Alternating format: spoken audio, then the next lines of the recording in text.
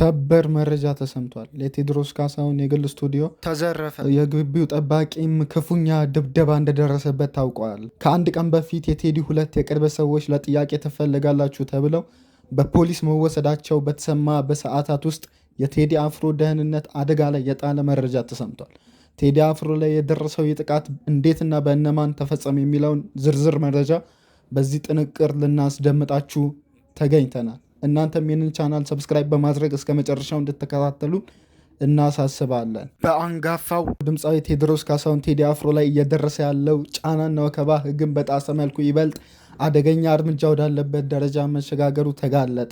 የፌዴራል ፖሊስ የደንብ ልብስ የለበሱ መሳሪያ የታጠቁ በፌዴራል ፖሊስ ተሽከርካሪ የመጡ ታጣቂዎች ሲኤምሲ አካባቢ የሚገኘውን የቴዲ አፍሮ የግል ስቱዲዮና ቢሮ በኃይል ሰብሮ በመግባታቸው የዓይን እማኞችና የቅርብ ምንጮቼ አረጋግጠውልኛል ሲል ዘሀበሻ ዘግቧል።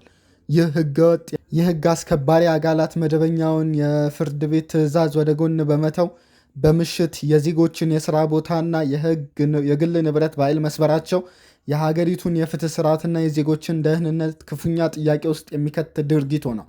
ከአንድ ቀን በፊት በቴዲ አፍሮ መኖሪያ ቤት በሌሊት የህግ አካላት ነን ያሉ ሰዎች ወደ አርቲስቱ መኖሪያ ቤት ለመግባት መሞከራቸውና ቴዲ አፍሮ የፍርድ ቤት ወይም የህግ ማዘዣ በሌለበትና ከስራ ሰዓት ውጭ በሌሊት ወደ ቤት መግባት አትችሉም ብሎ እንደመለሳቸው ዘሀበሻ መዘገቡ ይታወቃል። አሁን የተሰማው መረጃ ብዙ አድናቂዎችን ያስደነገጠና የቴዲ አፍሮን ደህንነት ስጋት ውስጥ የከተተ ሁኔታ ነው ተብሏል። ቴዲ አፍሮ ከቀናት በፊት ብዙ ንትርክን በፈጠረው ዳስጣል የተሰኘ ሙዚቃው ላይ መች ከሀገር ይበልጣል እኔስ አንድ ነፍስ ያላት የግጥም ስንኝ ከዚህ ጥቃት ጋር ተያይዞ መነጋገሪያ ሆና በማህበራዊ ሚዲያ ላይ የተዘዋወረች ሆና ቴዲ አፍሮ እውነትም ምን እንደሚከተለውና ምን እንደሚመጣበት ያውቅ ኖሯል የሚል ጥያቄን ፈጥሯል። ታዲያ የቴዲን ስቱዲዮ ከመግባት ባለፈ የጉዳዩን አሳሳቢነት እጅግ ከፍ የሚያደርገው የተሰበረው ቢሮ ይዘትና የተወሰዱት ንብረቶች ጉዳይ ነው። ይህ ስቱዲዮ ቴዲ አፍሮ እንደ ዋና ቢሮ የሚጠቀምበት የፈጠራ ስራዎቹን የሚያዘጋጅበት ለህዝብ ጆሮ ያልደረሱ አዳዲስ የሙዚቃ የተለያዩ የስቱዲዮ እቃዎችን ወስደዋል የሚለን ዘሀበሻ እነዚህ የተወሰዱት ላፕቶፖችና ማቀናበሪያ መሳሪያዎች የድምፃዊውን አዳዲስ ስራዎችና ሚስጥራዊ የጥበብ ማህደሮች የያዙ በመሆናቸው ድምፃዊው አእምሯዊ ንብረቶች ላይ የሚፈጥራቸውን ጫናና ምስጢራዊ እቅዶቹን የግል መረጃዎቹን ላይ የተደቀነውን አደጋ በእጅጉ አጉልተቷል። የህግና የጥበብ ዘርፍ ተንታኞች ይህ ተራ የንብረት ዘረፋ ሳይሆን ከሰሞኑ የቴዲ አፍሮ ምክትል ማናጀርና የቅርብ ጓደኛ የሆኑት አቶ ዩሱፍ ያሲን ያለምንም ክስ በፖሊስ መታሰራቸውን ተከትሎ አሁን ደግሞ በድምፃዊ የልብ ትርታ በሆነው ስቱዲዮ ላይ የተፈጸመው ይህ ጥቃት ሆም ተብሎ የቅርብ ስራዎቹን ለመውሰድና በድምፃዊው ላይ ከባድ የስነ ልቡና ጫና የተቀነባበረ ስልታዊ ጥቃት መሆኑን አጥብቀው እየተቹ ይገኛሉ።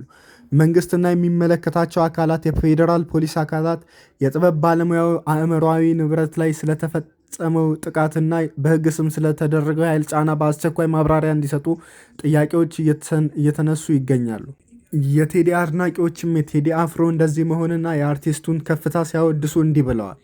እኛ አንድ ተራ ዘፋኝ አጓጉል እያወደስን ተራ ብሽሽቅና የመንደር ጨዋታ ላይ የምንመስላቸው ሞኞች አሉ ይላል። ይህ አገሬ ያልክ የሚያብድለት ብላቴና በልባችን ያለችውን የህልማችን ታላቅ አገር ተሸከመ አያውቁም። የቴዲ አፍሮ ቆራጥነት፣ ድፍረትና ጥበብ የተሞላባቸው ሙዚቆቹ የብዙዎቹን ህልምና ቁጭታችን፣ ስብራትና ወለምታችን ደህና ውግሻ እንዳገኘ ሁሉ ተንፈስ የምንልበት ለዘመናት የታመነና ያልተናወጠ የተስፋ ቦታችን መልከ ኢትዮጵያችን ነው ይሉታል ቴዎድሮስ ካሳሁን ግርማሞን። በአንድ ወቅት ይህንን መልካችንን ጎዳና ተዳዳሪውን ፊት በር ቤተ መንግስቱ በር ላይ ገጭቶ አምልጧል ሲሉ ከሰሱት። ያኔ እንዳሁኑ ፌስቡክም ሆነ ኢንስታግራም አልነበሩም። ሀገሬው ጋዜጣ የሚያነብበት መጽሔት ፋሽን የነበረበት የቅርብ ሩቅ ዘመን ነበረ።